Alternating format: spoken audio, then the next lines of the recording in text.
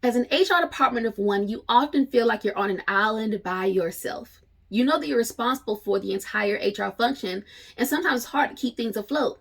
So, how do you further your own career and further the department that you're working in when you're not going out and networking in the community? Let's talk about it. Hey, it's Brittany, CEO and founder of Talented Teams Consulting, and I am back with today's video. Today, we're talking about how to network as an HR department of one, how to go outside of your comfort zone, how to meet and greet new people, and how to use that information to build your own career and help you to build a more effective department. If that's not something you're interested in, you're in the right place. Make sure we're connected wherever you're watching this video and tune in for more videos just like this. As a 15-year HR professional, I am passionate about helping HR departments of one, HR professionals who are seeking growth in their career to do more things. I've been able to grow my career from unpaid HR intern through executive leadership and beyond, and I am passionate about helping you to do the same. Over the last few weeks, I've been talking with HR professionals from around the world, and it's been a common theme with a lot of our conversations. A lot of you are feeling stuck. You either feel stuck in one of three ways. Either you feel stuck in your current position, you're in a role right now and you're not sure what's going to come after that. Or you feel stuck in your role, you know what's going to come next, but you feel like you're not getting the support that you need. Or you feel like you're stuck in between opportunities. Maybe you're landing another job or you're trying to look for another opportunity and you're feeling stuck in that way. If that sounds like you, again, you are in the right place. I'm here to help you to get through that breaking point and to help you to build and have the career of your dreams. Looking back over my career so far, my network and my community of HR professionals in my area has been the catalyst for me to be able to grow my career. And I didn't do it job hopping from one opportunity to the next. And again, to each his own, but that's not the way that I tend to do things. But I feel like knowing more people, connecting with more people, and using that knowledge to help you to make your own career greater is an underrated skill. People don't talk about it as much. If you've been hanging out with me for any length of time, you know that I'm all about blooming where you are planted.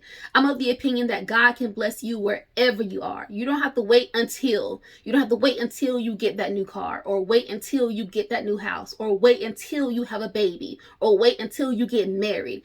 Don't put limits on God. God can bless you wherever you are. So my corner of the internet is all about helping you to live more positively and to bloom where you are planted. If you are serious about blooming where you are planted and figuring out ways to network within your community, I challenge you, find different groups to be a part of. Whether it's your local SHRM chapter, the Society for Human Resource Management, whether it's your local employer association, whether it's your local, your chamber meetings or Rotary Club. Find different spaces where you can find people who are working along the same journeys as you, working in the same industries as you, working in the same community as you. These networks are going to be so powerful because even though they might not be able to help you in your job day to day, to help you keep your day rolling, being able to call someone up on the phone or to see what challenges people are experiencing or how people are getting through a certain thing is invaluable. For example, from 2020 to 2021, of course, everyone in the world were going through a lot of different things and we were comparing notes. How are you doing with this? How are people working from home?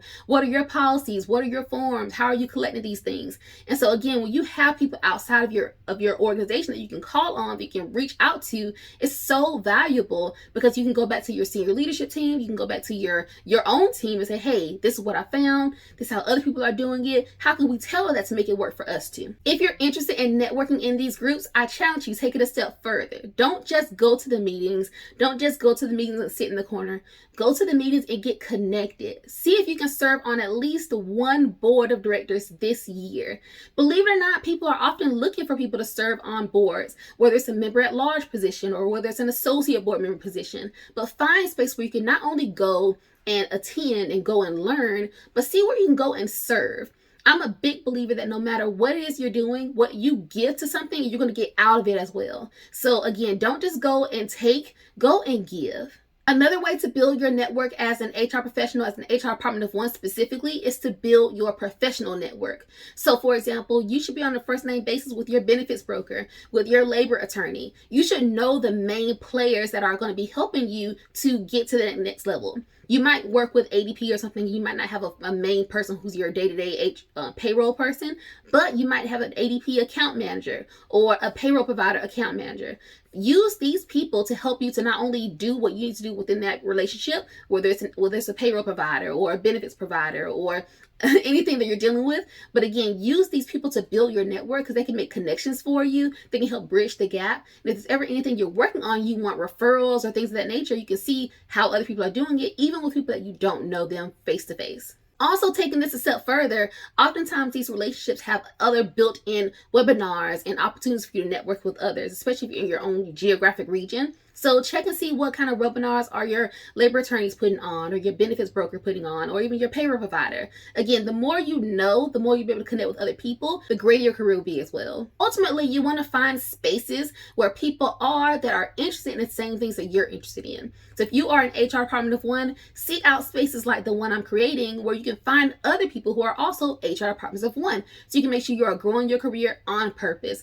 I'm a big believer that when you do something, you have to do it with intentionality. Do things with purpose and do things on purpose. So as you move forward in your career, make sure you leave nothing to chance. Like I said before, whatever you give to something, you're going to get out of it double and more than double. So make sure you are going forward with everything you can on purpose. If you have any questions for me, feel free to reach out to me directly. I'd love to serve you in this way, but I'll talk to you in the very next video. Bye.